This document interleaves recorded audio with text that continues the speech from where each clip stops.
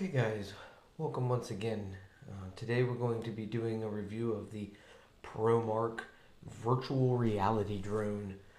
This drone is actually pretty cool. You can pick them up at Walmart. They're about $150. And you know, for $150, it's a really great beginner quad. It gets you real familiar with the controls and things like that. Plus, it also gets you some nice video as well. It does have a 720 articulating camera. It just basically goes up and down from level up to 75 degrees. Some things here you can see here has smart flight technology, has a headless mode, which means no matter which way you're flying, forward will be away from the controller and back will be towards you. It has auto takeoff, one key landing, auto hovering. Again, highlights the 720 camera. It has Wi-Fi streaming to your phone. It is app enabled for both Android and iPhones. It has one button flip, and it has about a 12-minute flight time. One of the coolest things that I like about it, though, is that it comes with a set of VR goggles.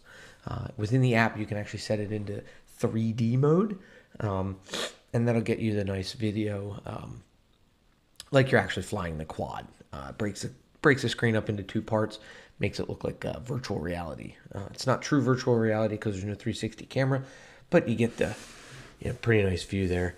So box is pretty much says all the same stuff on both sides, things like that. So I have been flying it for a little bit here just to get used to it, things like that, before I do my reviews, things like that. So let's unbox this guy.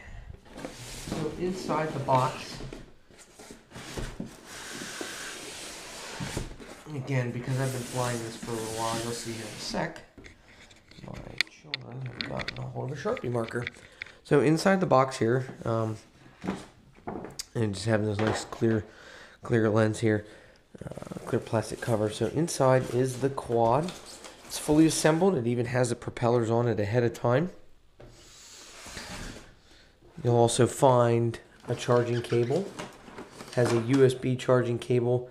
It takes about 4 hours to charge, which is a little excessive in my opinion, but it is there. It comes with 6 blade guards and 2 extra sets of landing gear.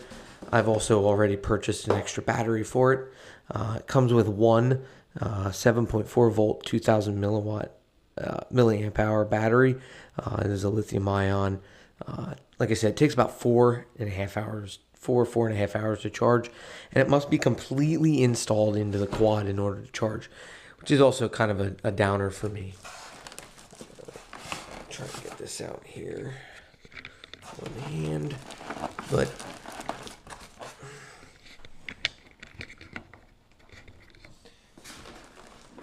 one of my favorite features with this are the VR goggles. Stuff here, so I'm going to set this to the side. So the VR goggles are nice. They are not specific to any particular phone. It has adjustable head straps. You have the different adjustments here. On the bottom, you can move them in and out. Now, see, this is one of my things.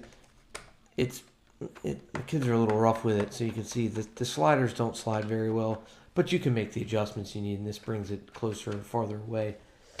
It's just got a magnet inside here. So all you have to do is just slip your phone inside onto these little resting tabs here and just close this up. Magnets hold it shut. And this big nice foam pad here keeps your phone from getting squished. And this is also foam in here as well. So once you put that on, you can put the goggles on and see everything from the first person perspective of the quad. So, let's get back into the quad here. So, this is the quad. Pretty neat. Now, it comes with these orientational stickers, and you might be able to see here, I've had to tape them on. The sticky material isn't that great, so I've had to resort to using masking tape to keep them on. So, kind of a bit of a con, if you ask me. Something like that, going to be kind of annoying, things like that. So, but looking at it here, so it is labeled Promark VR on the top. So you can see here you got these Promark labeling here and their color scheme, things like that. Shows you the blade rotation directions, which directions are going. This one here says B on it. This one says A. And you can actually see on the body here that there is a B there. So you want to match those up accordingly. It's got 4 little lights here on the top to show you that they're on when it's on. Has these little rotor guard caps. These things are actually pretty nice. In the accessory kit, it does come with an extra set of 4 of these. It also comes with 2 extra propellers. So right here's the back. This is where the battery door is. So you just have the, it just plugs together, and it has a fail-safe. You can't plug it in the wrong way or anything like that. Now, when it comes to charging, like I said, the thing that bothers me the most is that the battery has to be fully hooked up. Not only does that main power connector have to be hooked up, but inside, this guy right here is the power for the camera, for the servo. And it also has to be plugged in order for the battery to charge. So, kind of a bit weird for me because I can't just charge the battery outside of the quad. A couple things here. Looking at the bottom here, you can see here, this is where the charge port is. Right here, this is the on-off button. So that's the turning the quad on and things like that. So you can see here, this is waiting for it to pair up. If I was to pair it to the remote, then the lights would start doing like a weird little glow. And you know what? We'll just pair it up. The remote is actually stuffed into the back of the box, which is actually pretty neat. So if I turn the... Okay, so now notice that the controller was turned on. So now you see that. You saw the little calibration. That binds it together. And now you'll see they do this little slow pulse. I'm just going to turn this off, though. You just push and hold, and that turns it off. So a couple things with the controller here. You have speed up. So it has 4 speeds. You go down to 1.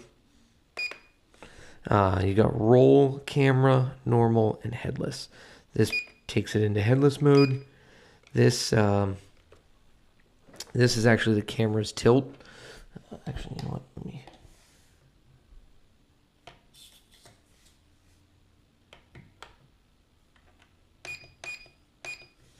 I don't know if you can see that here. So if you look at the camera, as I push this button down, it tilts the camera there, things like that. If I push this button here, this is the one-touch takeoff and landing button. I'm not going to push it because I'm inside. And then this here is a hold to factory reset. It recommends in the manual that if you have a rough landing or a flip or anything like that, that you want to push and hold this. And basically all that does is resets the quad, resets the motors on the camera. These 2 buttons here are trim features. Haven't had real good luck with them yet. It's supposed to take a little bit of the fluctuations out of it while it's flying. Well, when you first get it started and things like that. On this side here, you have the push once for a picture. And you see the little blink here. And if I push and hold, this is the recording feature, and it'll beep, as you can see here. And push and hold again. That turns the recording feature off. Things like that. If I push this button, you'll see this little roll button blink. That just basically is telling you do an input here, and that will cause the drone to actually do a 360 flip in the direction that you push it. So pretty neat here. Has a little spot for your phone holder. Slides out pretty big. It doesn't hold a tablet or anything like that, but it does hold pretty much all your standard cell phones. So again, to turn that on and off, you just press and hold, and you just push and hold this guy, and it turns off. Well, that's pretty much it. There's not a whole lot to this guy. So, you know, check back here soon, and I'll have a nice little flight test for you. And let me know what you think in the comments below. Thanks for tuning in.